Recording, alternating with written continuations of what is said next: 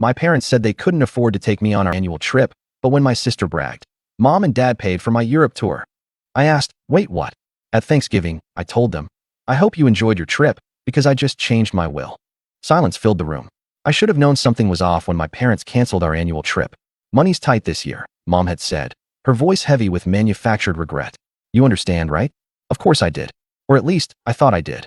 Until Thanksgiving dinner, when my sister decided to rub salt in the wound with a champagne glass raised high. To Mom and Dad, she cheered, grinning like the spoiled brat she'd always been, for paying for my dream trip to Europe. I set my fork down, my appetite vanishing. Wait, what? Silence. A brief, almost imperceptible hesitation from my parents. Mom shot Dad a warning look. My sister took a sip of her overpriced wine, Oblivious, or maybe Indifferent, to the B&B she had just dropped. You said we couldn't afford our trip, I continued, my voice eerily calm. But you sent her to Europe? Dad cleared his throat. It was different. Different how? Mom sighed, dabbing at imaginary tears with her napkin. She needed this. She's been through so much. Right. So much. Like maxing out their credit cards, wrecking her first car, and somehow still being rewarded for it. I pushed back from the table, suddenly suffocated by the heavy scent of roasted turkey and deceit. My parents had always played favorites, but this was something else. I didn't argue, didn't yell. I just let out a bitter laugh and said, I hope you enjoyed your trip, because I just changed my will. And just like that, the air left the room. My father's face went pale. My mother's jaw tightened. My sister, finally catching on, sputtered, what the HLL is that supposed to mean? It means, I said, standing, that I'm done. I walked out, my heart pounding. I should have felt powerful, in control, but all I felt was exhausted. That night, I lay awake, staring at the ceiling, replaying every instance of their favoritism, every time I had been pushed aside so my sister could shine. Maybe I had ignored it for too long. Maybe it was time to start digging. The next morning, I called my lawyer. Let's talk about my estate. The weight of their silence at Thanksgiving clung to me long after I walked out. I wasn't bluffing when I said I'd changed my will. But that wasn't enough. This wasn't just about money.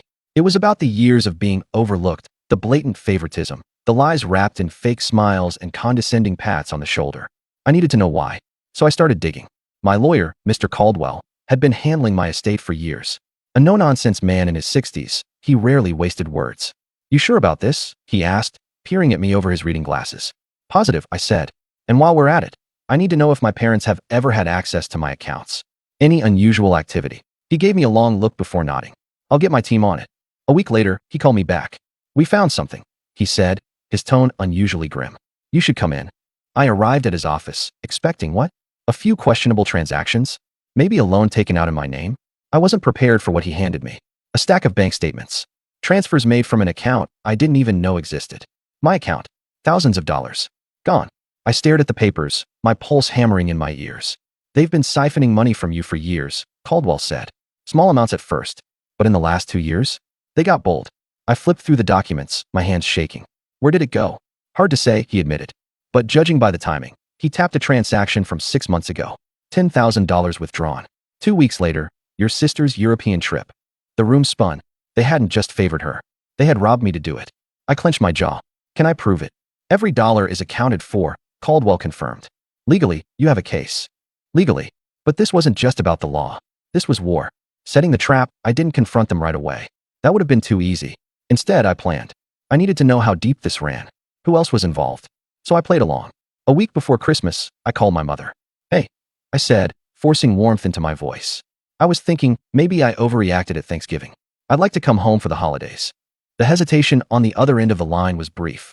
Then, a rehearsed sigh of relief. Oh, sweetheart, that would mean so much to us. Lies came easy to her. I smiled, though she couldn't see it. See you soon. 2 weeks. That's how long I had to gather everything I needed. Evidence, witnesses, and a plan that would make sure they never saw it coming. The house looked the same. Warm lights. A perfectly decorated tree. The scent of cinnamon and deceit in the air. Mom greeted me with open arms. Oh, we've missed you. I let her hug me. Let my father pat my back like nothing had happened. Let my sister smirk from across the room, swirling a glass of wine that probably cost my money. Dinner was served. Small talk. Laughter. Forced smiles. And then, as dessert was placed on the table, I set my fork down. I actually brought gifts this year, I said. Mom beamed. Oh, how wonderful. I reached into my bag and pulled out 3 neatly wrapped envelopes. For you, I said, handing one to each of them. They opened them. And then, silence. Thick. Heavy. Because inside each envelope was a copy of the bank statements. The proof. Mom's face drained of color. Dad set his envelope down, his fingers tightening into a fist. My sister scoffed, tossing hers onto the table. This is ridiculous, she sneered. You think this proves anything? I leaned back, tilting my head. Oh, you're right. It's just numbers on a page. But lucky for me, I have more than that. I turned to my father. Like, say, your recording of the conversation you had with the bank when you transferred my money into her account. His nostrils flared. You don't know what you're talking about. I pulled out my phone, pressed play, and there it was. His voice. His exact words. Mom's gasp was sharp. My sister's smirk vanished. Dad's face twisted into something dark. You little. I held up a hand. Careful, I warned. You wouldn't want to say something incriminating. A heavy silence fell over the room. I let it stretch. Let them feel it. Let them realize that, for the first time, I wasn't the fool in this family. Then I stood, sliding my chair back with a slow, deliberate scrape against the floor. I'll give you 24 hours to wire every stolen cent back into my account, I said, my voice even. After that, I pressed charges. I turned to leave, but then, just for fun, I added, Merry Christmas. And I walked out. I didn't look back as I walked out. Didn't need to.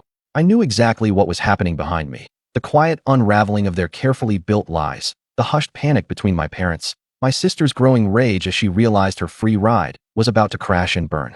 And I wanted them to feel it. I got in my car, turned the engine over, and drove away without a single glance in the rearview mirror. They had 24 hours. The first call came before I even got home. Mom. I let it ring. The second came 5 minutes later. Dad. Ignored. By the time I pulled into my driveway, my phone had rung 6 times. All from them. All desperate. I took my time getting inside, locking the door behind me. Another call. This time my sister. I exhaled sharply through my nose, debating whether to answer. Then, just for the HLL of it, I picked up. You think you're so smart. She spat the second the line connected. Smarter than you, apparently, I said, tossing my keys onto the counter. She let out a sharp, humorless laugh. You're bluffing.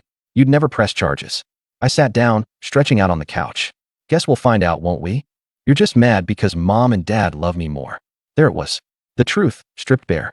I smiled to myself. No, I'm mad because they stole from me. But thanks for confirming that they did. Her breath hitched. Just a little. That's not what Goodbye, I said, and hung up. The text started immediately after. Mom.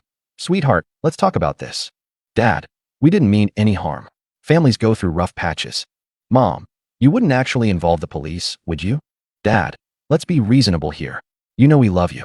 Sister. Rod and HLL. I turned my phone off. And for the first time in years, I slept. By noon, they still hadn't sent the money back. I expected that. They thought I was bluffing. That I'd cave, the way I always had. That I'd let them smooth things over with half-baked apologies and fake affection. I grabbed my phone, scrolled to my lawyer's number, and dialed. Ready to move forward? Caldwell asked the second he answered. Do it, I said. An hour later, my parents received an official notice. Fraud. Embezzlement. Possible jail time. And that was when they finally realized I wasn't playing. At exactly 6 p.m., there was a knock at my door. I wasn't surprised. I'd been expecting them. I took my time opening it. Mom stood there, eyes rimmed with red, looking smaller than I'd ever seen her. Dad was next to her, his jaw tight. And my sister? Arms crossed. Anger barely contained under a mask of forced indifference. Can we talk? Mom asked softly. I leaned against the doorframe. About what? Dad cleared his throat. Let's be reasonable. No need to get lawyers involved. I arched a brow. Then returned my money. Every cent. We don't have it all right now, Mom admitted. Lies. I tilted my head. That's funny. Because I found records of a trust fund in her name. I nodded at my sister. My money funneled into her account. So either you send it back, or the police get involved. My sister let out a bitter laugh. You'd send your own family to jail? I didn't blink. You stole from me. Dad took a step forward. Listen, we made mistakes. But if this goes public, it'll ruin us. The embarrassment, the shame. I held up a hand. I don't care. Mom sniffled, dabbing at her eyes. But we're family. I leveled her with a look. Were we family when you were stealing from me? Silence. They knew they had lost. And I enjoyed watching them realize it. By the next morning, every stolen cent was back in my account. But I still pressed charges. Not because of the money. Not because of revenge. But because they had earned it.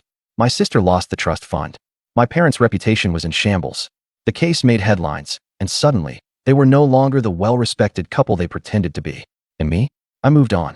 I wasn't bitter. I wasn't angry. I was free. Thanksgiving came around again. This time, I spent it with real family, friends who had stood by me, who had never once betrayed my trust. As I carved the turkey, someone raised a glass. To new beginnings, they said.